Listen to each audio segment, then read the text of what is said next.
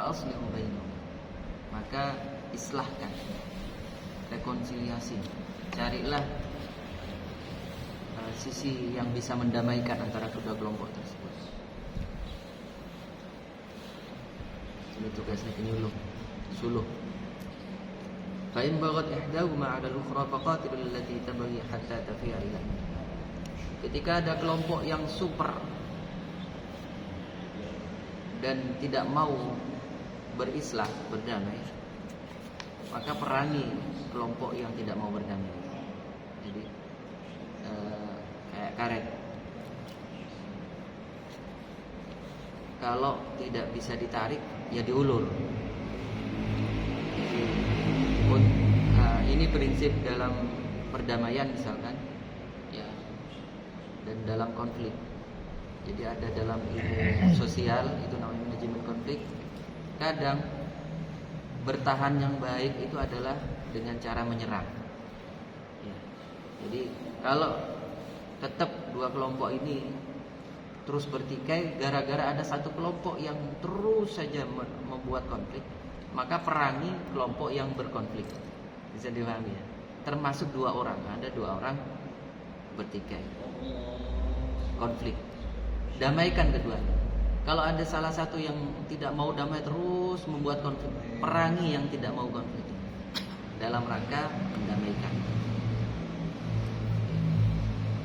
Dan kalau sudah selesai, ya selesai. Fa in fa'at fa aslihu bainahuma bil 'adli wa aqsitu. Al-Qur'an sangat tepat dengan istilah demi istilah. Contoh, berbuat adil itu tidak sama dengan rata.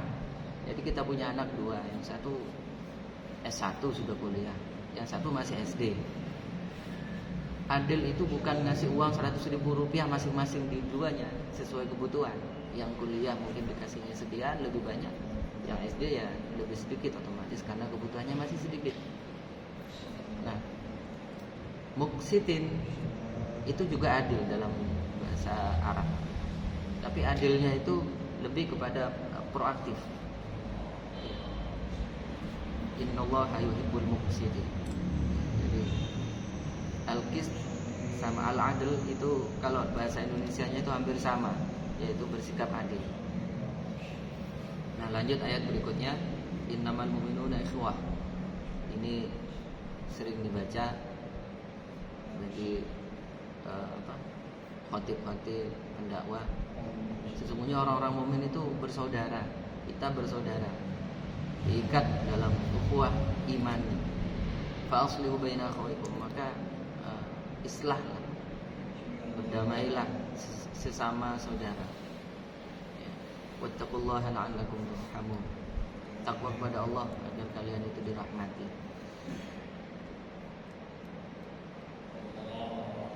Rukun saudara sering saya sampaikan, itu ada dua. Yang dua-duanya satu sama nomor dua itu seakan-akan bertentangan, tapi justru ini yang menjadi rukun. Tahu rukun? Cakdu, tiang. Kalau bangunan tidak ada tiangnya tidak akan bisa berdiri kokoh. Rukun yang pertama, saudara itu pasti ada kemiripan. Kita saudara pasti ada kemiripan, baik dari tampilan fisik maupun tampilan ruh, tampilan jasmani maupun rohani. Tampilan fisik kita sama-sama sepantasnya nutupi aurat, sama keindahan dan nutupi pakai songkok misalkan, itu fungsi keindahan. Kita mengamalkan ayat Al-Quran, khudhu zinatakum inda kulli masjid. Kita tidak batal nggak pakai songkok, cuma lebih pantas menggunakan penutup kepala dan seterusnya. Itu nomor satu. Berarti kita saudara, ada kemiripan, tapi songkoknya berbeda. Ada yang hitam, ada yang coklat, ada yang seperti ini, ada yang bulat, seterusnya. Itu yang nomor dua. Jadi nomor satu ada kemiripan, yang kedua pasti ada perbedaan. Ya. Kalau sama persis itu bukan saudara, sering saya sampaikan. Apa? Itu kopi. Pabrikan itu rata-rata membuat sesuatu yang sama persis dari bentuk jiplakan aslinya. Kita itu diciptakan oleh Allah unik. Makhluk manusia ini diciptakan oleh Allah unik. Tidak ada satupun manusia dari Nabi Adam sampai manusia paling akhir zaman nanti yang sama persis. baik dari wajah, suara, bahkan sidik jari, sidik wajah, dan segala macam, sidik genetika juga. Tidak ada yang sama. Suara sangat detail, meskipun saudara kembar. Jadi itu ya, perhatikan. Rukun saudara itu ada dua. Satu pasti ada kemiripan secara besar, garis besar. Kemudian yang kedua pasti ada perbedaan. Maka fa'aslihu baina akhawaykum, berdamailah dengan perbedaan. Kita kedepankan persamaannya. Nah, caranya di ayat ke-11. Ya. Itu lebih rinci. Ya ayyuhalladzina amanu, wa ya orang yang beriman, la yaskhar qaumun min qaumin asa ayyakunu khairan minhum. Tidak boleh saling merendahkan.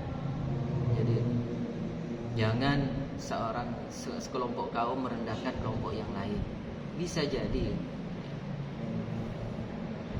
kaum yang merendahkan itu lebih rendah daripada yang direndahkan.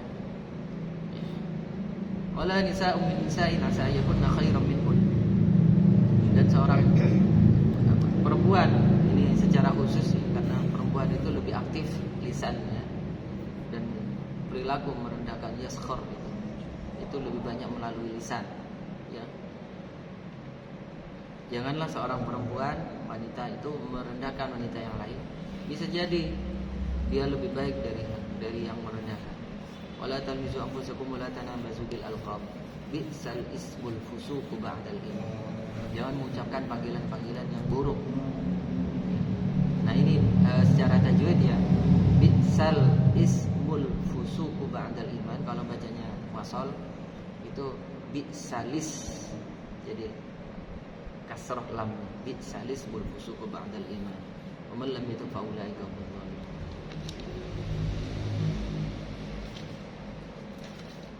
Lanjut satu ayat lagi, ya ayyuhalladzina amanu ijtanibu katsiran minadh-dhann.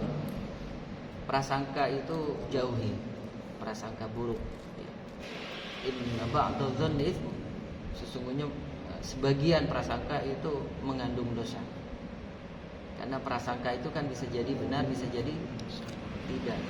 Jadi di antara prasangka itu dzan itu mengandung dosa. Dan wala tajassasu. Jangan tajassus. Tajassus itu nyari-nyari jeleknya orang. Ya ada pengecualian ya memang. Seorang hakim, seorang jaksa harus mengetahui, menyelidik, seorang polisi penyidik. Tapi kan kita secara umum jangan mencari kesalahan orang lain. Wala yatabatukum ba'du. Ini dzan itu sering saya sampaikan dalam baca hasanah. Prasangka itu harus baik kepada orang lain. Dan ini yang nomor satu, husnudzon billah, prasangka baik kepada Allah Subhanahu wa taala. Ayhibbu ahadukum ayyakula lahma akhihi maitan fakaritumu. Secara ayat ini secara apa ya? Itu bertanya tapi tidak perlu jawaban. Masa tega kita makan daging saudara kita yang lain? Pasti itu enggak tega, enggak mau. Wattaqullah innallaha tawwabur rahim. Takwalah kepada Allah, sesungguhnya Allah Maha penerima taubat dan Maha penyayang. Wallahu a'lam bishawab. Asyhadu an la ilaha illa anta astaghfiruka wa atubu ilaik. Assalamualaikum warahmatullahi wabarakatuh. Waalaikumsalam.